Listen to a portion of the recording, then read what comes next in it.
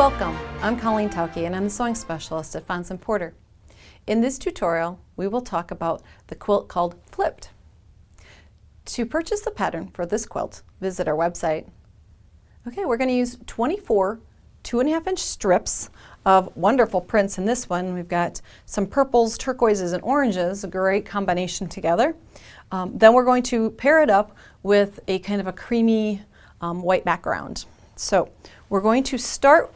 The pattern tells you to cut from each of your strips to cut a certain number of squares. So we're going to cut a bunch of 2.5-inch squares and we're going to set those aside.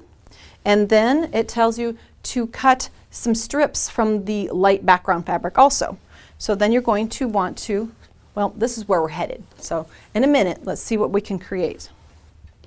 We're going to create strip sets just like these from the remaining parts of the 2.5-inch strips. Remember I said you're going to cut the 2.5-inch squares, set this aside. Now you're going to use the remaining part of that strip to make these strip sets. Remember to always press your seam allowances. In this case, we've pressed them to the dark. And then in order to cut, because we've got a lot of pieces in this quilt, in order to cut a lot of them quickly, we can stack our strip sets like this, offsetting them by about 1/4 of an inch, and then the seam allowances will nest down underneath there. And then we're going to go in and we're going to cut pieces that look like this. So what we're going to do is take our ruler and we're going to lay it on, and of course none of the strip sets are always even in the end, so we're going to overcut that first piece. What we need is 4.5-inch segments. So we're going to lay this in here, and 1, 2, 3, 4.5. So you can see that I'm overcutting. They're not even, so I'm going to just slide it back close, but I want to make sure that I'm on all the layers of the strip sets. Sometimes we do this, maybe at the beginning of the project, we'll just use one layer of the strip set, get used to it, and then when we get more confident that we remember what our increments are, then we'll stack up 3 or 4.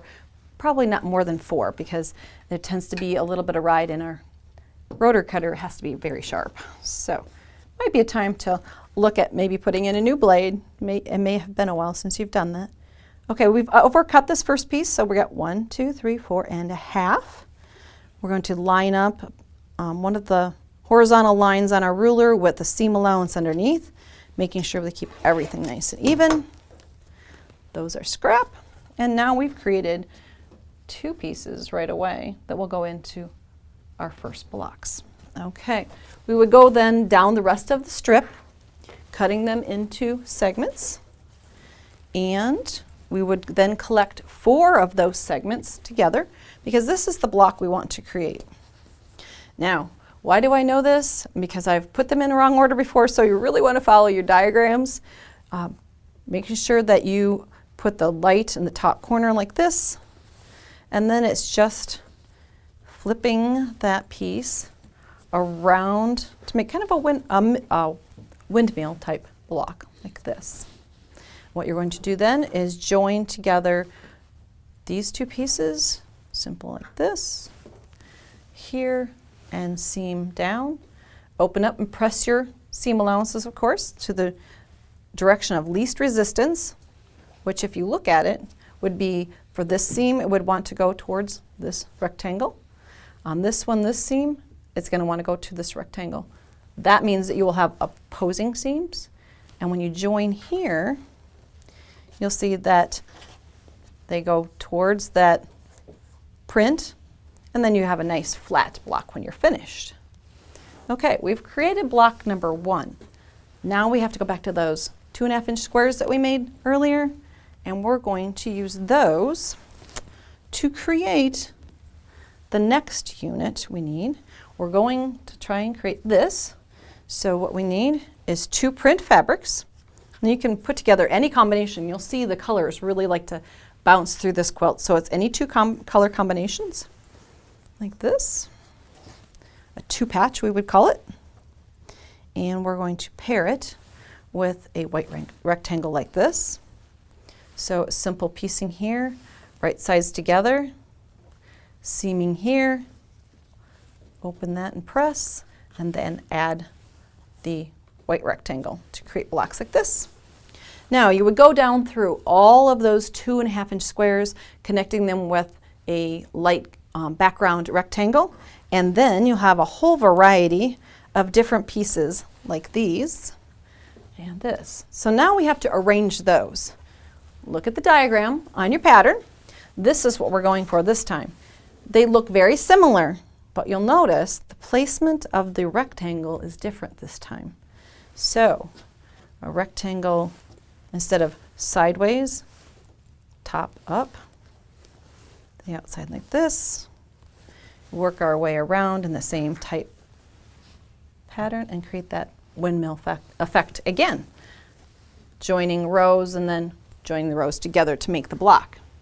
Now the fun part here is that then you need to join alternating 24 of these blocks with 24 of these. And these will all be one color. These are all your assortment. And you're going to seam together the block here.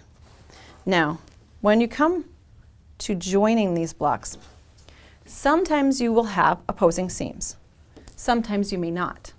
So, what I'm having you do, if you look here, this time it's opposing seam. Great, one's going this direction, the bottom one's going the opposite, but put a pin in there just to hold them together, because between here and the sewing machine they may move. And then this time we don't have opposing seams. They're both trying to go in one direction. And in order to keep them from riding over each other when we're sewing, what we want to do is drop a pin into the seam allowance or seam on the top piece here, then take a peek into the inside, find the seam allowance down underneath, put a pin in there. Now this is kind of like the North Pole. We're going to leave these stacked one on top of each other.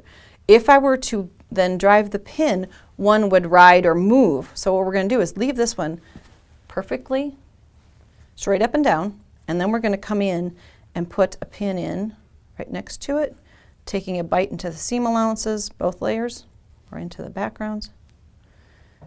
And now I can pull this one out, and I can sew that seam down across and have my bar fabrics, then the color continue from one block to the next. We'll see how well I pinned it. But it also will help us keep in mind that that seam allowance, there's a thickness there, but we can create accuracy by just taking the quick moment to put a pin in. Oops, okay. Now, the pin's out. Let's see how well they came out. Okay, you would want to heat set that seam and then press it. Voila! The color goes from one block to the other continuously. For more of our video tutorials, visit our website. Thanks for joining me in the studio today.